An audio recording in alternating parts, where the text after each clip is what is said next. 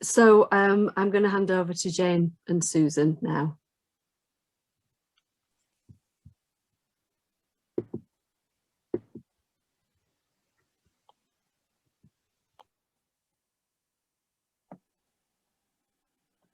Okay, so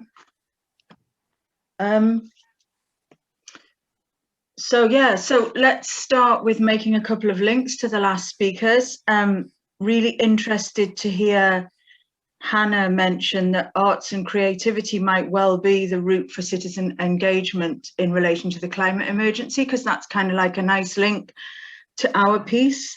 And also Mona's comment about what they're doing is the right thing to do and that it's an extension of life. So, and I'll make the link there in terms of us being an outfit that very much has play, which is essential to all life, at the centre of our journey. So what I want to start sharing with you here with my colleague Jane is a few slides and a bit of a story about our playful journey as Plymouth Scrapstore. Sorry, we've only just recently changed our name to Plymouth Scrapstore CIC, where affordability and accessibility as our core values. We discovered through our own journey that through our trading, we can link this to a place where people and planet meet. So we wanted to pick up the themes of environment as well. So there's a little picture just to show you who we are. This is our latest look, very flashy design on our van. And really, this is just to set a backdrop to what Jane's going to talk to you about, that we've probably been environmentally conscious without actually knowing how environmentally conscious we have been. And so we just thought we'd mention a few of the government initiatives and target-driven elements that a couple of the speakers have already referred to. So way back in the early 90s, we had a recognition that we needed to cut carbon emissions to save our planet. I remember being around the work in youth and community settings when Local Agenda 21 and the concept of sustainability was kind of first made more popular. And then I came across this guy, Patrick Geddes, who is the first apparently recorded person to have come across this statement, think global, act local, which I know we've referred to already today. The United Nations Millennium Development Goals are paradoxical in themselves. If we think about sustainability and sustainable development, is it possible? And then we go on and we go on, and then we're actually going to be in a situation where we have the G7 Climate Emergency Conference happening in Cornwall very, very soon. So that's the backdrop to the story that we're about to tell. And then this is what happens to us all, isn't it? When we see all that big stuff and we realize what's actually going on out there, we often ask ourselves, what can I actually do? What is the difference that I can make?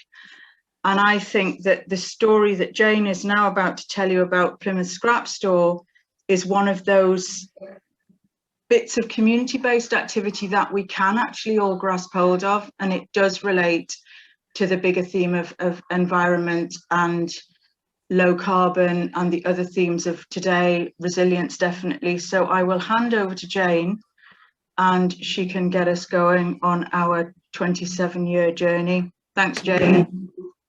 Hi, good afternoon, everybody. It's amazing to be here and quite excited to tell you our story.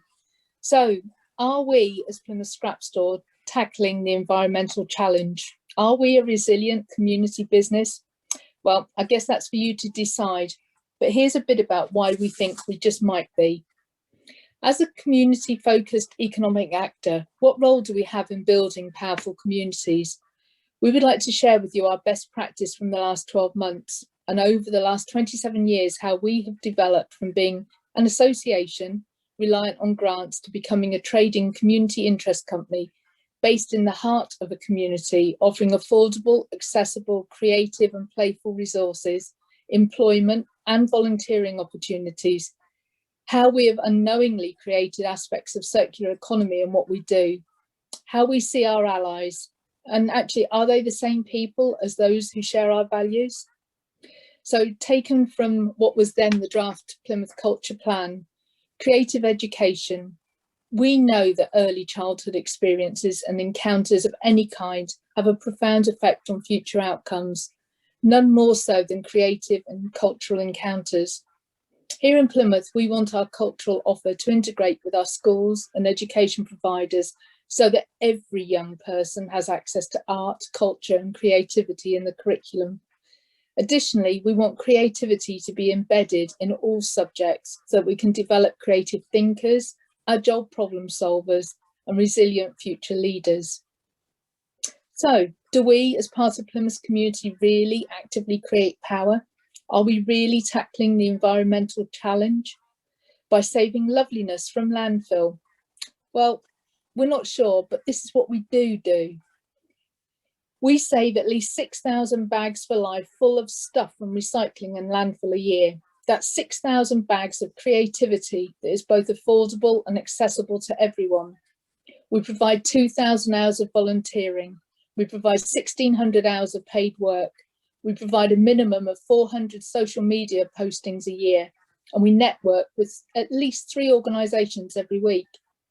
So where did this all start? 27 years of planning, developing, changing and moulding an organisation. What have we learnt? Well, you think that we would be in the perfect place by now, but who knew? And I'm sure that 27 years ago, when we set up the Plymouth Play Association as part of an exit strategy for a government-funded regeneration project that was about getting women back into work through a play and childcare initiative, we didn't think we would still be here. At that time, I was working for Plymouth City Council's now obscure Heritage and Leisure Department with the greatest job title ever. I was the play officer. I was approached by Joy, who was working in a local play scheme and had a kitchen full of Blue Peter style making resources for the scheme that she worked at, as she wanted us to set up a scrap store so that the many play schemes, holiday clubs, after school provision and childcare places had somewhere they could come and buy stuff that was both affordable, accessible and exciting. It was already on our agenda as part of the planned resource centre. We approached Plymouth's Housing and Buildings Department and they found us a garage unit to hire. Today, we are a team of trustees and volunteers with 3 part-time paid posts, a team of volunteers, a bit of admin support paid for, with bigger premises, with storage space and a van and that team to pay for. Our journey is seen as grant funded, taking on service level agreements, working with the local authority on in-kind funded work, and more grant funding. Somewhere along that journey, our service level agreement officer told us that we needed to start thinking about the world in a different way, a world without grant funding and no major project funds either. And what would that look like? And more importantly, with that kind of information, what could we do differently? We analysed our income and realised that membership, hire resources and sales of scrap, yes, we sell the stuff that other people throw away. It might go into recycling, but more often it goes into landfill. And that stuff actually played a really big part in our staying afloat. We were trading. So we started focusing on those areas and soon realised in 2011 that we needed to formalise our business model. We became a CIC, roll forward a few more years, and in 2019, we've become stagnant, stuck in our ways and needing a bit of help. Our friends at Nudge offered to work with us to develop a new workplace, but we weren't ready for that yet. So having been an advocate of Dartington SSE for several years, it felt like serendipity when a new programme appeared, Trade Up. We applied, did 3 interviews, including one where Joy and I introduced our cardboard box to the panel. We were accepted and became part of the 2019 cohort, where we were soon to find our like-minded allies. Part of the offer was a business review meeting with a strong panel made up from economic actors, including the council. So many suggestions we had tried previously that hadn't worked. Why would it work now? So many ideas of ways to change that I knew the trustees wouldn't go for. Then came the pandemic, and all of a sudden those suggestions from the review meeting seemed like really good ideas, and the trustees were up for change. A request for bags of creative, playful resources came in, and using this model, we made up bags for the council, including the youth department. We applied to Armed Forces Covenant to run a creative play for all project, bags of loveliness distributed to the forces families.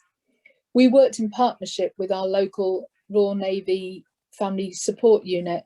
And with a COVID-19 risk assessment in place, we sourced, quarantine, made up and prepared bags for them to distribute. We applied for funding from other places, including Active Devon, and from Rio, we gained seed funding to secure other funding. We juggled and networked projects together. We applied for and were successful in gaining a social enterprise support fund grant to deliver a box project. There's a theme here about boxes, you'll see. Boxes full of loose parts were made up to distribute to local childcare, early years and community settings. We applied to Power to Change to support diversity in our volunteer team, enabling our garage project to take on a new life. Rock on 12 months, 5,000 plus bags and boxes later, we have traded and been grant funded in almost equal amounts. Our business plan is almost complete. We are nearly finished looking at our impact monitoring framework, and we've got locality to thank for that. They've helped us to see what's important and how we can measure its impact.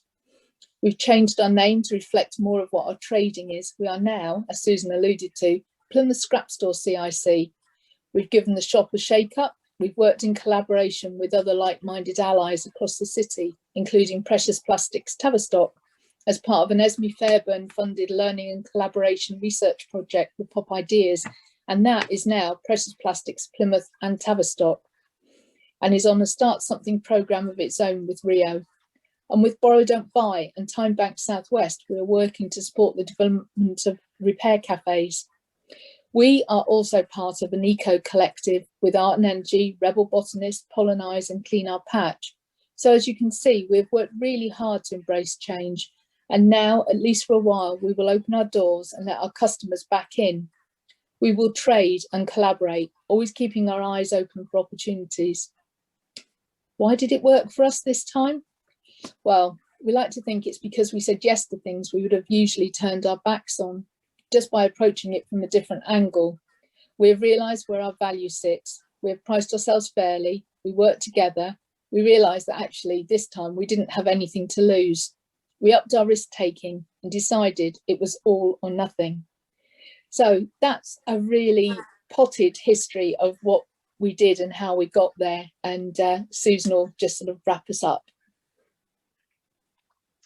So Jane just talked about the fact that we'd had support work from locality, so very hot off the press.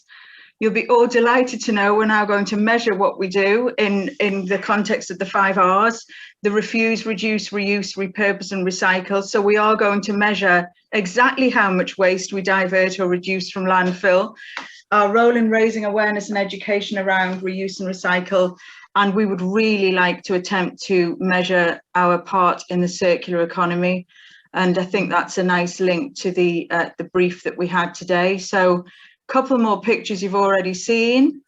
And then that's our fabulous bag and box lead worker with lots of them ready to send off in various different directions. And then that's just our thank you to say thanks for listening to our playful journey. And that blue plaque one day you will see in the alternative blue plaque trail that's coming to Plymouth very soon.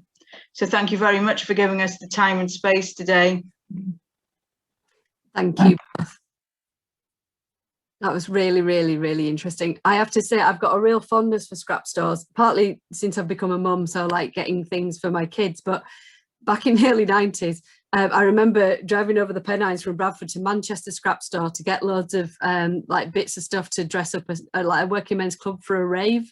So that's a little bit of kind of link with culture there that you just reminded me of it. So yeah, brilliant work. Thank you.